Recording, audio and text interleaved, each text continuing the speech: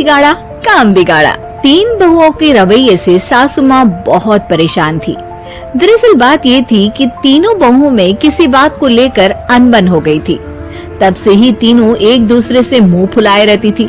ना कोई सीधे मुंह किसी से बात करती, ना किसी का कहना मानती।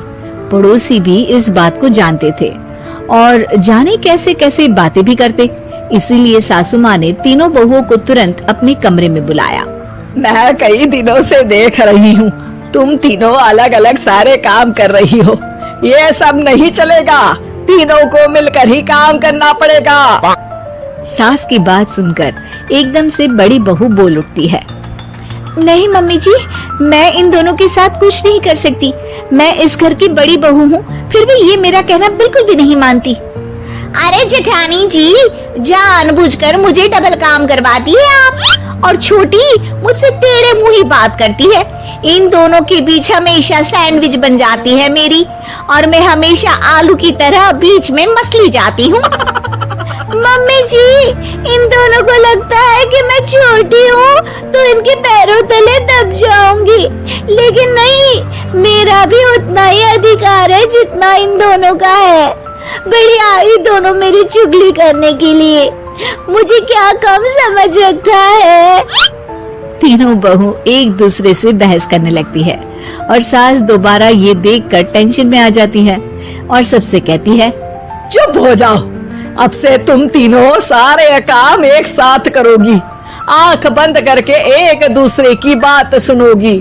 तुम तीनों इस बात को गांठ बांध लो, वरना अगली छुट्टियों में तुम्हारा अपना मायके जाना कैंसिल। सास की बातें सुनकर डर के मारे तीनों हामी भर देती हैं। जी मम्मी जी, मैं समझ गई। हाँ मम्मी जी, जैसा आप कहें। आप जो कहेंगी मैं वही करूंगी। तीनों बहू सास की बात को गांठ बांध लेती है और वादा करती है कि अब से सारे काम वो तीनों एक साथ मिलकर ही करेंगी। ये सब देखकर सास खुश हो जाती है और वहाँ से चली जाती है। नीचे जाकर वो देखती है कि घर में शर्मा जी आए हुए होते हैं। सास जोर से आवाज लगाकर कहती है, अरे बहू, जरा चाय बनाकर तो लाना, शर्मा जी आए हैं। सास की बात सुनकर तीनों बहू तुरंत किचन की ओर भागती है और चाय बनाना शुरू कर देती है। मुझे तो एकदम मसाले वाली कड़क चाय पसंद है, तो हम शर्मा जी के लिए मसाले वाली चाय ही बनाएंगे। अरे नहीं दीदी, गर्मी के मौसम में मसाला चाय कौन पीता है? मैं तो शर्मा जी के लिए इलायची वाली चाय ही बनाऊंगी। ये कैसी बात कर रही हैं आप दोनों? मेरी मम्मी ने सिखाया है कि मेहमान को ज्यादा दूध और शक्कर वाली चाय देनी चाहिए, वरना वो घर वालों को कंजूस समझते हैं। तो मैं तो शर्मा जी को ऐसी ही चाय दूंगी। तीनों बहुएं अपने अपने तरीके से चाय में शक्कर, मसाला, पत्ती सब डाल देती है। उबलने के बाद तीनों मिलकर चाय बाहर लेकर जाती है और शर्मा जी और सासू माँ को देती हैं। चाय पीने के बाद शर्मा जी सासू माँ को देखकर शर्मा जाते हैं और शर्मिंदा महसूस करते हैं कि आखिर उन्होंने चाय पीने के लिए हामी क्यों भरी। सासू माँ भी चाय पीना शुरू करती है और कहती हैं, अरे बहू, ये कैसी चाय बनाई है? चाय है या मीठे दूध की बासुंदी? हाँ, चाय अच्छी नहीं लगी क्या? कोई बात नहीं, हम पराठा बनाकर लाते हैं। चलो चलो अंदर। हाँ हाँ चलो। हाँ आती हूँ मैं भी। नहीं नहीं, मेरा पेट चाय नहीं चौपट कर दिया वही काफी है। पराठे से पोपट नहीं करवाना, मैं तो चलता हूँ। शर्मा जी चुपचाप पतली गली से निकल जाते हैं। अगले दिन सास बहुओं से कहती है, अरे बहू, जाओ जाके ऊपर के गेस्ट हाउस की सफाई कर दो।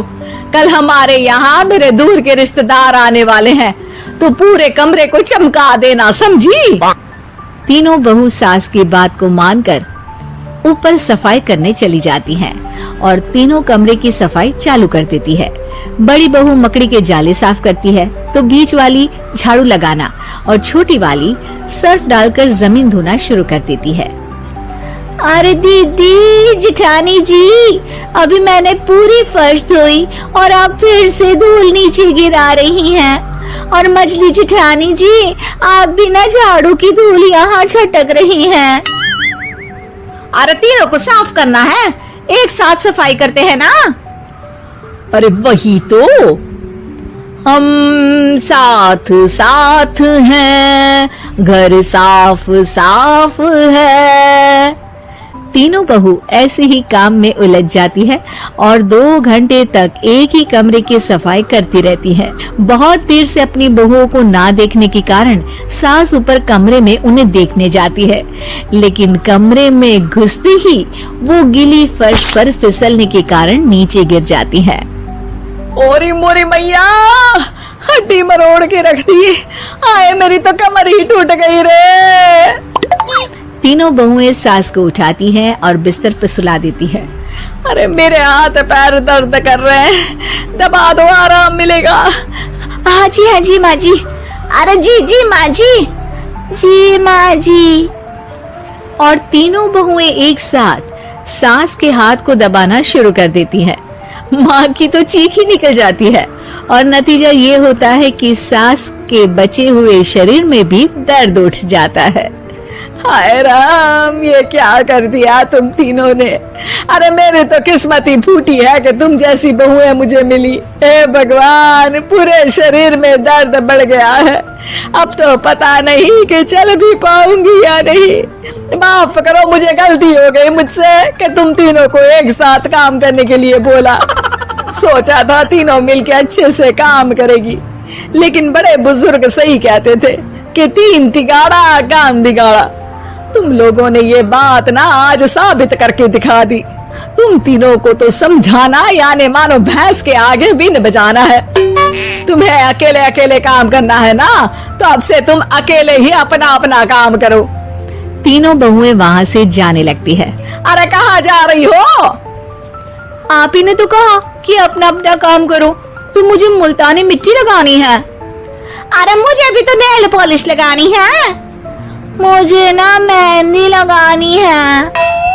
सास अपना सर पीट लेती है और कहती है, अरे मुझे भी लगाना है कुछ। क्या माँ जी? क्या माँ जी? क्या माँ जी? तुम्हारे घर वालों को फोन तुम्हारी हरकतें बताने के लिए।